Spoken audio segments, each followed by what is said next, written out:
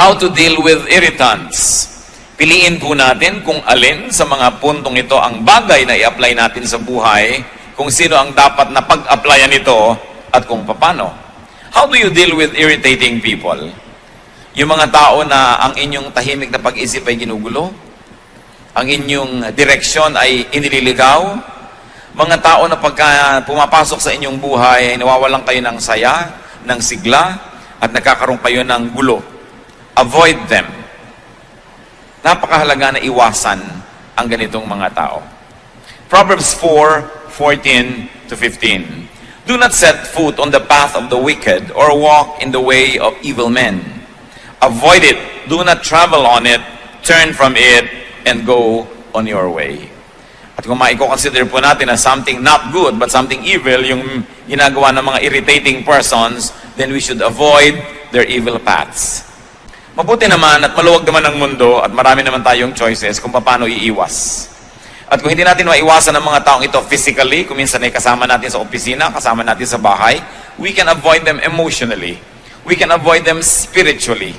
Na kahit katabi mo na ay hindi mo patulan, huwag kang sumali sa kanyang mga topics, huwag kang sumangkot sa kanyang mga usapin, at kayo man ay makakaiwas sa ganitong mga tao. That's why it is important to stop and to study people. Hindi lang natin pinag-aaralan ng isang mapa para huwag tayong maligaw. Hindi lang natin pinag-aaralan ng direksyon ng isang gamot o kaya isang produkto na binibili natin para magamit natin sa tama. Marapat na pag-aralan ang taong nakakalapit sa atin at nilalapitan natin. We should look at how they live. We should look at how people conduct their lives and listen to what they say and listen to what people say about them. Kung minsan ay nakakapagsisi na may mga tao tayong nakikilala, nagsisi na ba kayo na may tao kayong pinapasok sa inyong buhay na dapat sana'y tahimik ang inyong buhay kung hindi lang kayo nasangkot sa taong ito? Marami pong mga tao na nakakapagsisi na sila ay nakasama sa listahan ng ating mga kakilala at nakilala nila tayo, nalaman nila kung saan tayo tatawagan, paano tayo pupuntahan, naliligalig nila ang ating buhay. Pag-aralan ang mga tao. Huwag tayong padadala sa kanilang mga kuminsan ay magagandang mga salita at kuminsan ay tama naman ang mga argumento, sapagkat hindi lahat ng tamang argumento ay dadalhin tayo sa tamang direksyon ng buhay. May mga tao na mahilig makipag-away. May point sila, tama sila, pero nasaksak naman. At ikaw ay katabi, nasaksak ka rin. Binaril, nabaril ka na rin. Tama nga ang point nitong ayaw suklian ng driver ng jeepney. Nakipag-away sa halagang 50 centimos, nadamay ka rin. Tama nga ang point ni ganito, tama nga ang gano'n. Pero hindi po lahat ng tamang punto worth it na ipagyera eh. Do not stop at every station. Do not take every argument. Do not go into every battle. Sapagkat napakaraming dapat na magbubuting gawin sa buhay, limitado ang ating oras at panahon, at pag inubos po natin ang ating oras at panahon sa mga gerang hindi naman dapat, nawawalan tayo ng panahon para doon sa mga gerang dapat nating pagtutukan ng pansin. May mga tao are very particular. They will always find fault. They will always criticize. They will always have something to say. Don't have anything to do with these people because they're always courting disaster. Kung ang pinakamatataas na puno ang siyang tinatamaan ng mga kidlat, yung mga taong mahilig magreklamo at gumawa ng gulo, ang tinatamaan ng mga bala. Kaya kailangan na hindi tayo laging sumasali sa kanilang buhay. Proverbs 20 verse 9, avoid a man who talks too much. At hindi sinasabi who talks too much lies, kahit totoo ang sinasabi ng isang tao, kahit may point, if he talks too much, sooner or later, he will make enemies. Ang isang tao lagi na lang may comment, lagi na lang may sasabihin, lagi na lang may pintas kanino man, hindi yan magkakaroon ng maraming kaibigan, magkakaroon ng maraming kaaway. At kung siya'y kasama nyo, ang kaaway niya ay nagiging kaaway nyo rin. 2 Timothy 2:16, avoid godless chatter, because those who indulge in it will become more and more ungodly. Huwag daw na tayong sumasali sa mga hindi makadiyos sa mga usapin, kahit pa nga ang pinag-uusapan ay Diyos. Kahit pa nga ang pinag-uusapan ay theology, kahit pa nga ang pinag-uusapan ay may mga bagay na may kinalaman sa Biblia, kung ang mga nag-uusap-usap dito ay hindi naman talaga naghahanap lang ng katotohanan, kundi naghahanap ng gulo, naghahanap ng away, naghahanap ng babag, ay godless din yung chatter na yan.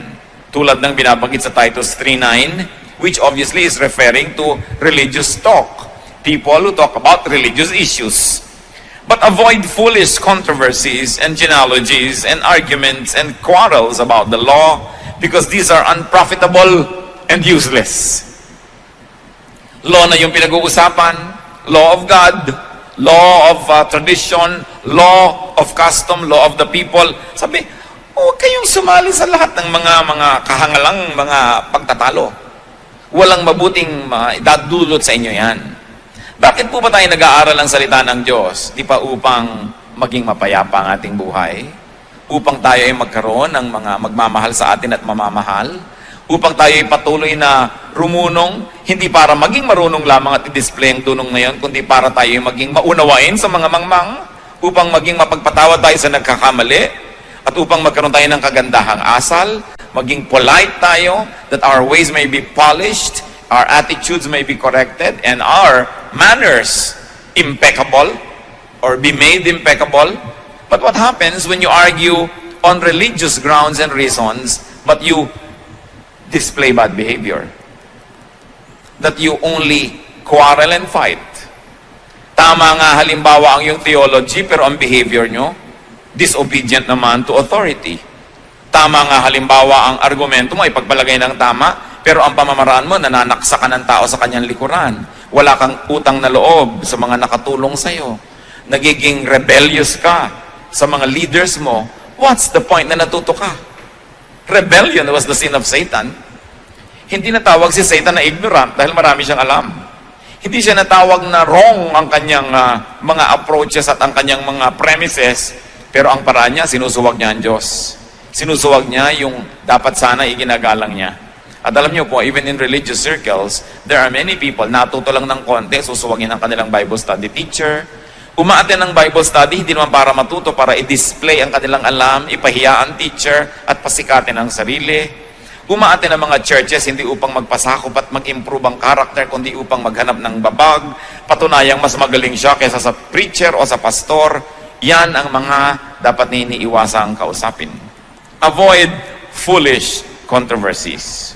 Hindi sapat na mayroong magandang argumento, pinag-uusapan, saan ito uuwi? Saan pupunta ang usapang ito? Magkakagulo ba ang mundo? Mag-aaway-away ang mga tao? Masisira ang mga magagandang relasyon? Even Paul said, our knowledge is imperfect and our prophecy is imperfect. Paano mo aawayin ng isang tao sa kanyang paniniwala kahapon? Maaaring ang paniwala niya ay mag-improve at maiba next week. Paano mo aawayin ng isang tao sa theology niya last month o last year? Sapagkat yung theology na yun ay dynamic, patuloy na, nahahasa, patuloy na fine-tune. Sabi ni Paul, our knowledge is imperfect and our prophecy is imperfect. But when the perfect comes, the imperfect will pass away. So bakit mo gigirahin yung imperfect kung imperfect man yun? Dahil kaya perfect ka at siya ay imperfect, kaya gusto mo siyang awayin. Kaya sabi, iwasan ninyo ang ganitong uri ng mga pakikipagtalo. Mga pagdedebate tungkol sa salita ng Diyos, tungkol sa Biblia, tungkol sa mga doktrina, sapagkat napakaiksi ng buhay ng tao. At sino ang nakararating sa puntong alam na niya ang lahat para sabihin niyang, ang paniniwala ko lang ang tama at ang paniniwala mo ay mali. Mahalaga na may paniniwala tayo. Mahalaga na may direksyon ang ating paniniwalaan. Subalit wala dapat maging palalo na mag-isip na alam na niya ang lahat ng tama.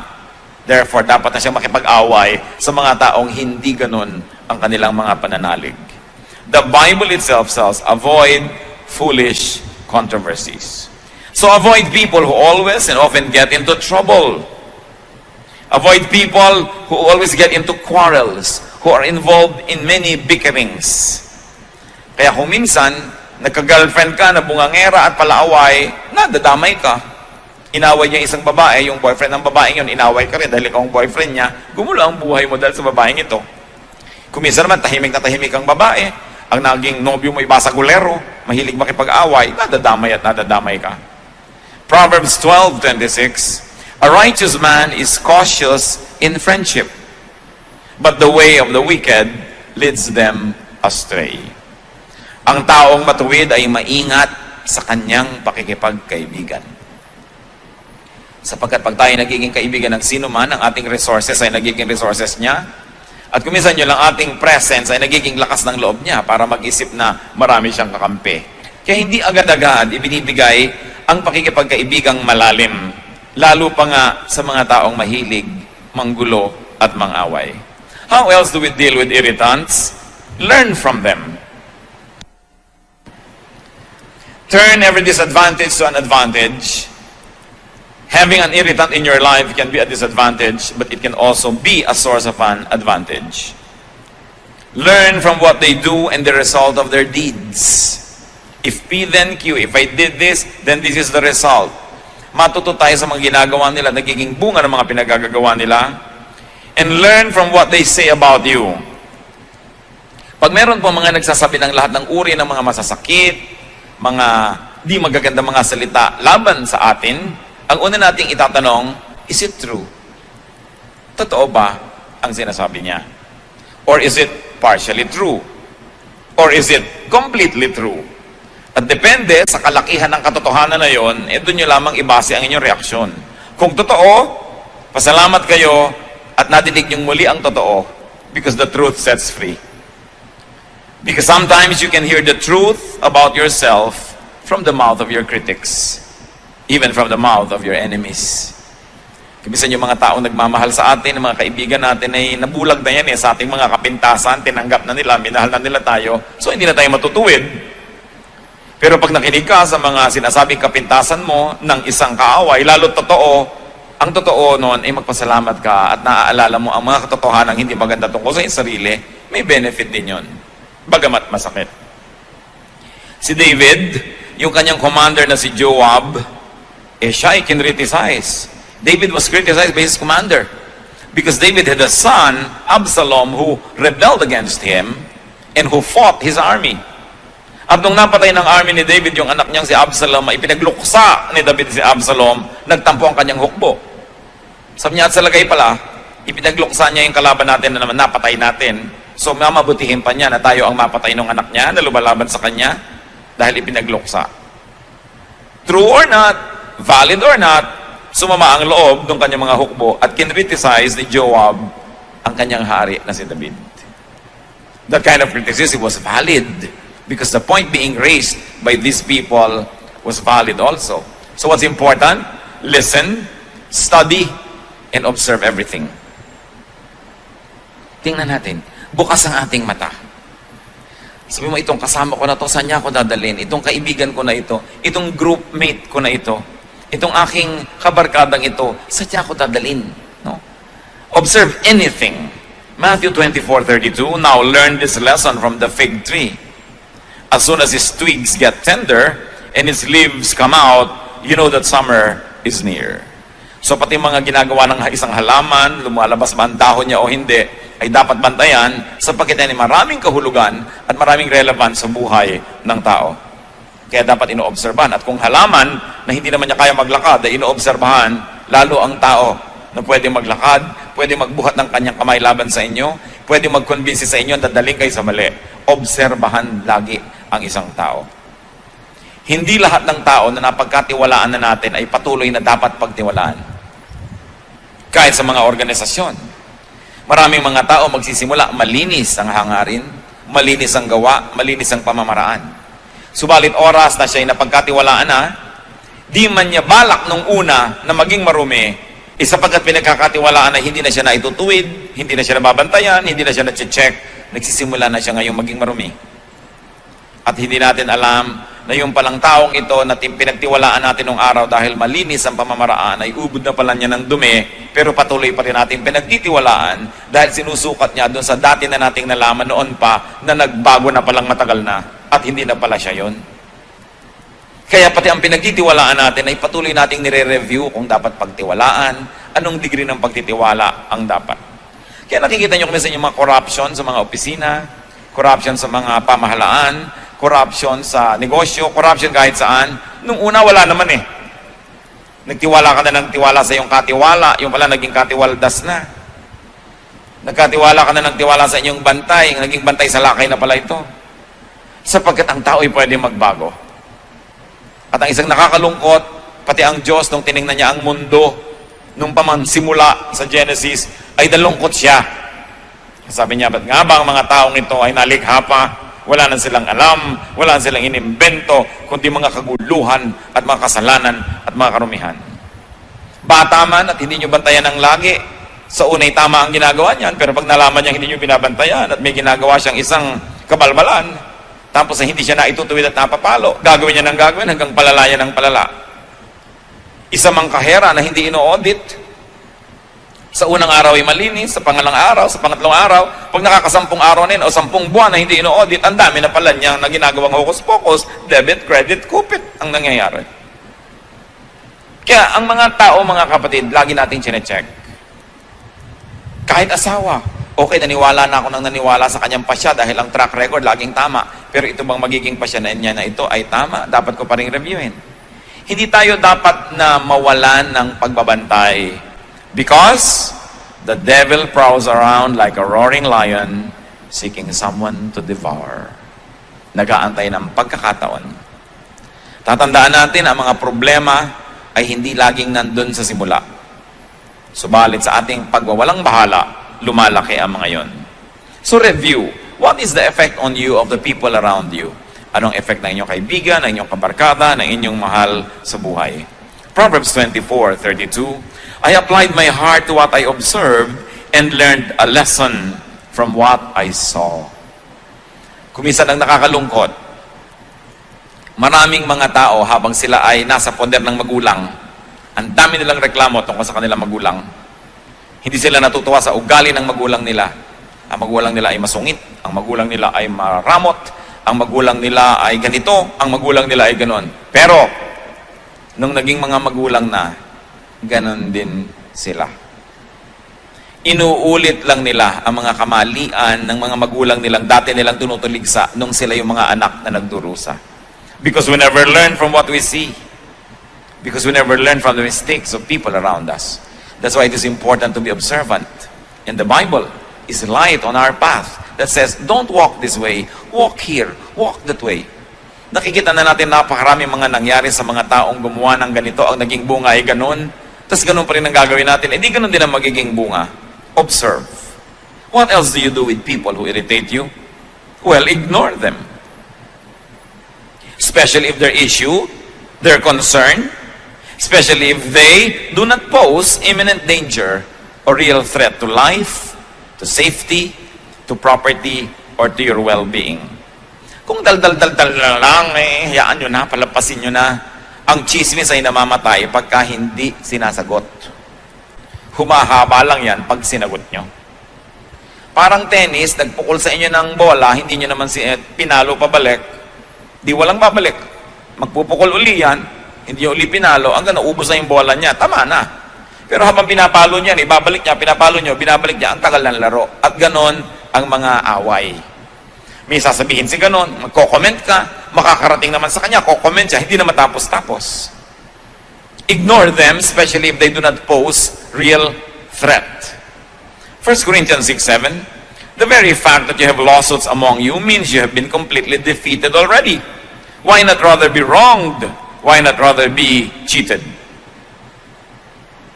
Sapagkat sinasabi ni Paul sa mga Corinthians, tiisin nyo na, pagpasensyahan nyo na, palampasin nyo na kaysa demandahan kayo ng demandahan hanggang mga maliliit na bagay.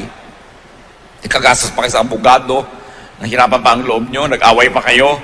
Pero hindi po universal itong teaching na ito. Paul was addressing a very specific group of people concerning very specific problems. Hindi ibig sabihin na lahat ng Kristiyano sa lahat ng panahon, sa lahat ng lugar, hindi na pwede magdemanda ng kapwa Kristiyano. Pero ang sinasabi dito, kung mas malaki pa magiging damage sa'yo ng pagdedemanda mo, nasira pa yung testimony ninyo, palampasin mo na lang. May mga bagay na mas kapaki-pakinabang na palampasin. Pero kayo po ang humusga kung may mga bagay na hindi dapat pinapalampas. So kayo ang mag-judge noon. Hindi tayo bound to always not bring anybody to court dahil lang sinabi dito sa Corinthian. Kasi this was a specific solution to a very specific issue of very specific people. If you find universalization in it and application in your life, do it. But if you think that it will really damage other people and more people and it will not really bring out the truth to just say, bahala ka na, hindi na kita papansinin, eh kayo magpasya nun. Kailangan nating ipanalangin niya ng mabuti.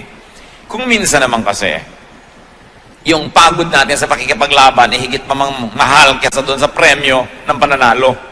Kaya dapat nag-iisip din tayo na it's not worth it. A major train does not stop at every station. Pinipili niya kung saan siya titigil. And of course, you have to learn to choose your battles. And there are many battles that are just not worth it. So, ignore. Try to ignore people. What do airplanes do when there's a storm? They fly above the storm. Ilang beses na yan, lalo at domestic flight.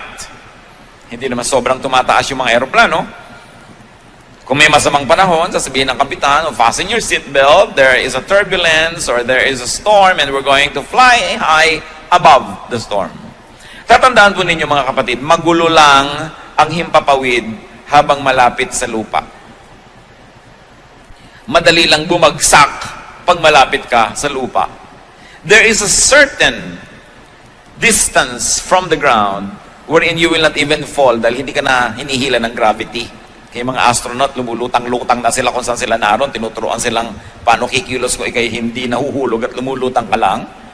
At maraming mga flight, nagkaka-turbulence lang yan pag nagla-landing o kaya pagka nagte-take off kasi malapit pa sa lupa. Pero pag mataas na mataas ka na, hindi ka na kayang abutin ng hangin. Mga kapatid, read the metaphor. Pagka ang spiritualidad natin ay napakalapit lagi sa lupa, abot na abot tayo ng lahat ng bagyo, lahat ng hangin. Binabangga-bangga ka ng mga ibon, ng mga saranggola. Pati yata yung pag-i-stretch ng mga nag-exercise na abot ka na kasi ang baba mo. Pero kung mataas ang lipad ng iyong espiritu, di ka kayang abutin.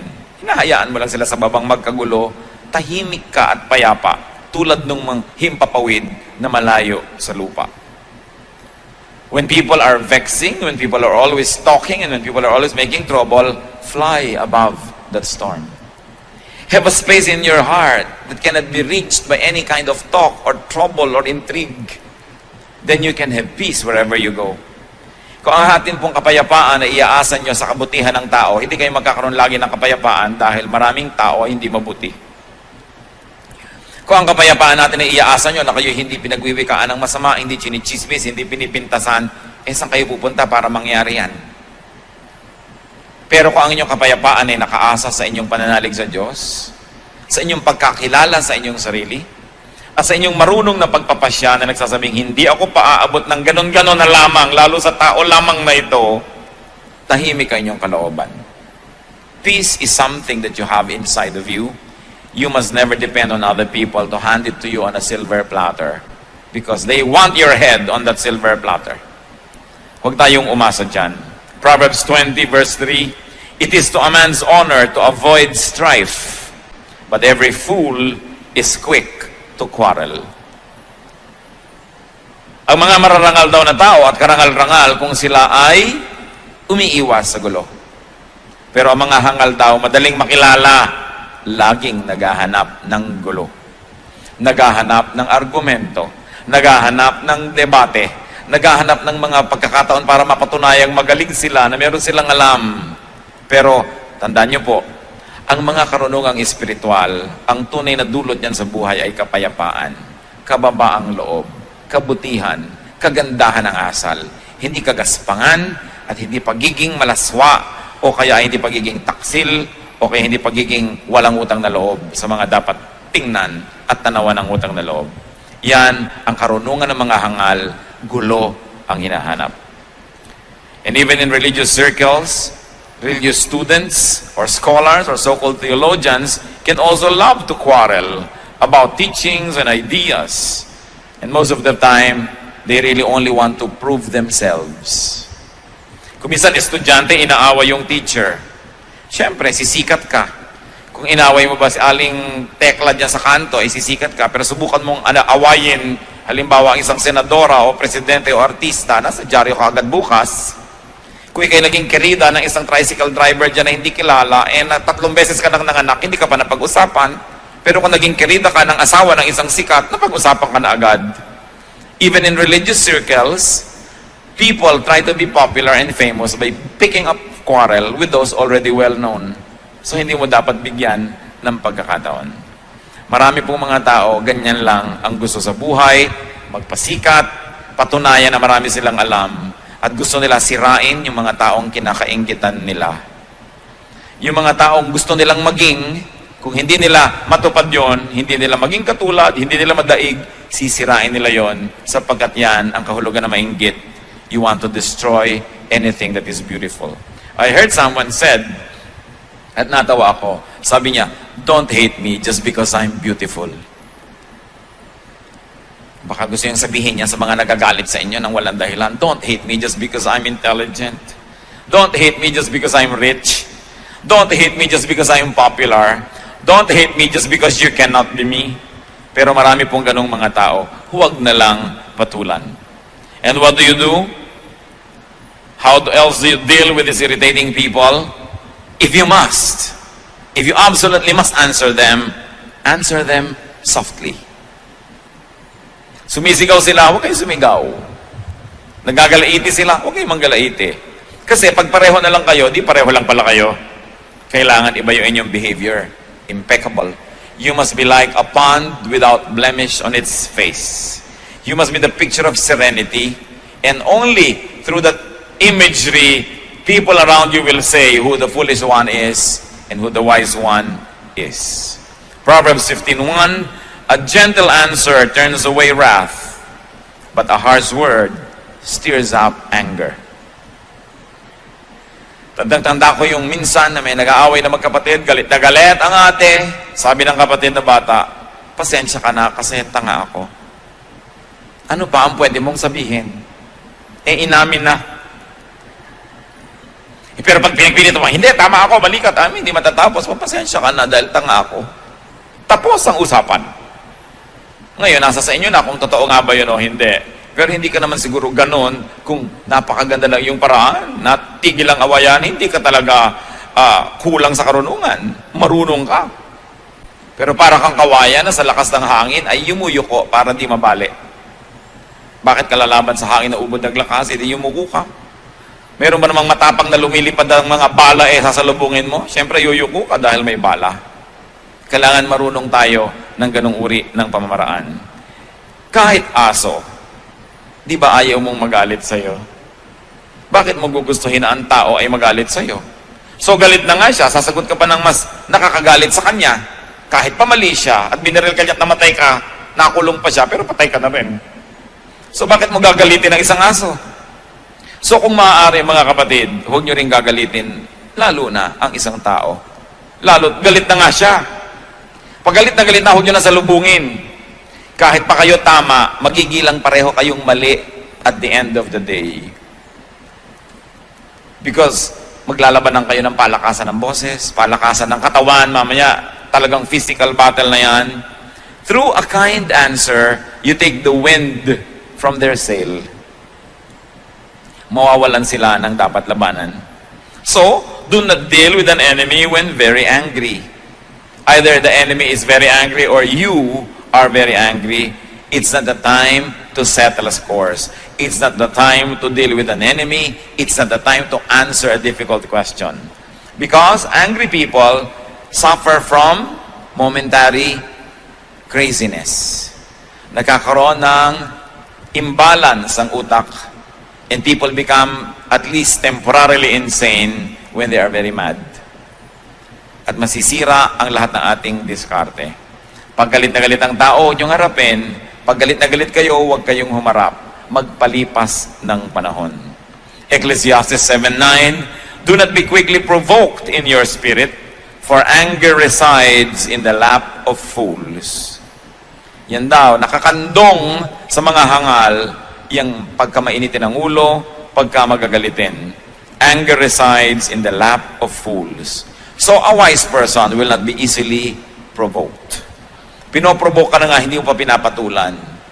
Because that is a measure of your very well-polished humanity and spirituality.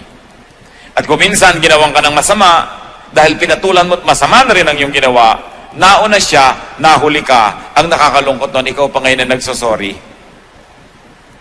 Naranasan nyo na ba yun? Nang ginawa kayo ng mali, pero sobrang mali ang reaksyon nyo sa maling ginawa niya, na pag tinimbang yun, mas mali na tuloy kayo, kayo pa kayo nagsosorry.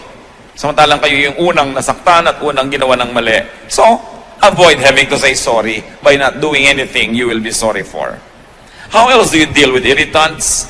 When you can and when it won't cost you so much, give them what they want.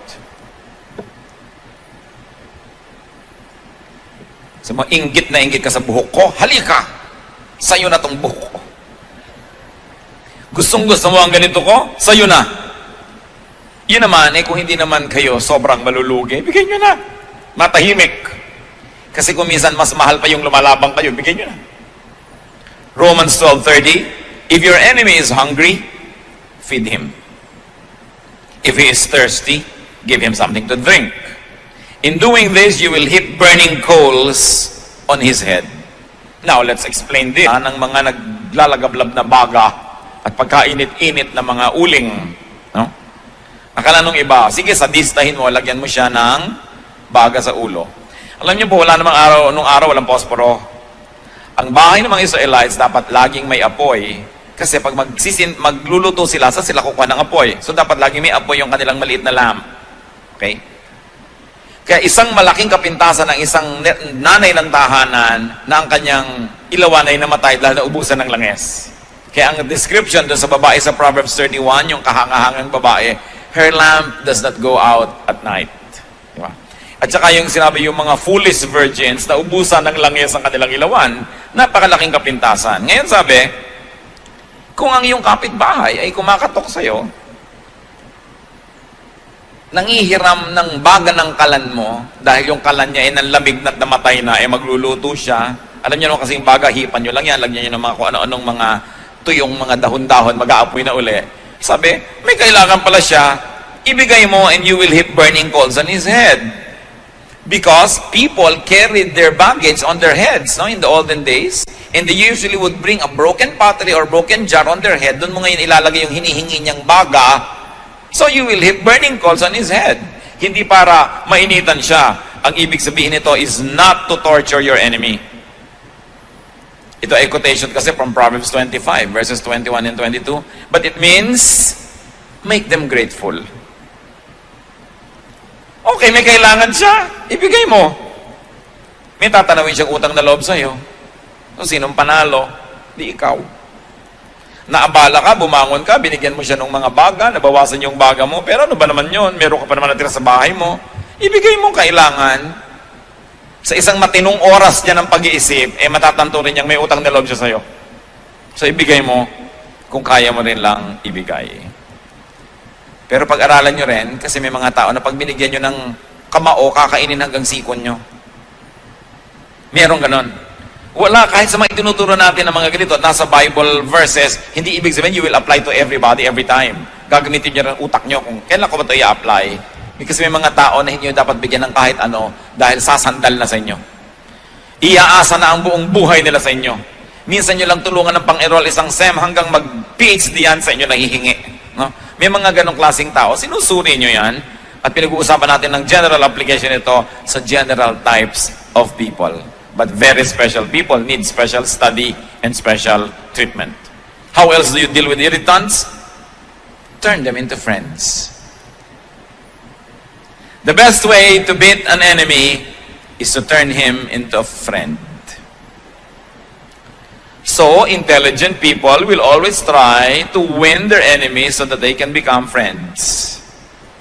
Pag enemy mo siya, lahat ng assets niya gagamitin laban sa'yo. Pag friend mo siya, lahat ng assets niya gagamitin niya para sa'yo. So tell me kung bakit hindi wise to turn people into your friends. So yung nanggagawa ng kaaway, hindi ka naman inaaway ng tao, inaaway mo siya, sobrang foolish ka nun. Dahil kahit butiki lang yan, kahit langgam lang yan, makakakagat din yan, mapupuwing ka rin niya, so bakit mo siya awayin? Lalo na kung inaaway mo, pader, babangga ka sa pader, sobra ka namang foolish nun. Kaya dapat ang tao hindi pala away. Remember, ulit-ulitin natin yan. Ang mga palaaway, yung convinced na tama sila. Pero kung tama ka, ba't ganyan ang ugali mo? Kung tama ang iyong alam, bakit ganyan ang behavior mo? Sabi ni Jesus, you will know them by their fruits. Ano ba yung fruit? Ano ba yung fruit lagi ng Spirit? Joy, peace, love, di ba? Forgiveness, understanding. Pagka hindi ganun ang dinudulot sa inong karunungan mo, huwad, na karunungan yon. Mabuti pa hindi ka na lang natuto. Ang mga tao naman ay parang bata, you can make them do anything so long as you play with them first. So bakit hindi ka muna makipagkaibigan? Ecclesiastes 10:11, if a snake bites before it is charmed, there is no profit for the charmer. So kailangan mapaamo mo muna, mapasunod mo muna yung ahas bago mo siya hayaang makatuklaw sa'yo. So yung mga tao rin, imbes tinutuklaw-tuklaw ka, why don't you charm them? It will be better for you. And many people are foolish for no reason at all. They choose to fight their fellow men. How else do you deal with irritants? Siyempre naman, pray for them. Yan ang wala kang katalo-talo dahil dinadala mo sa Diyos ang kaso mo. Pray for them. Matthew 5:44, love your enemies and pray for those who persecute you. Praying for people is profitable. Why? Because they can make us love them. You harvest. Kung hindi mo siya kayang pagpalain dahil sa kabahan-hala ng iyong puso, pagpalain mo dahil wise ka. Dahil sinasabi sa Bible, Galatians 6:7, a man reaps what he sows. So may binless ka, di ang mapapala mo blessing.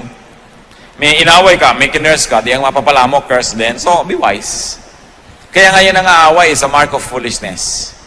It's a mark of absolute foolishness. I remember one particular line I read way back in high school, and I couldn't remember who said or wrote it, but I'd like to share it with you.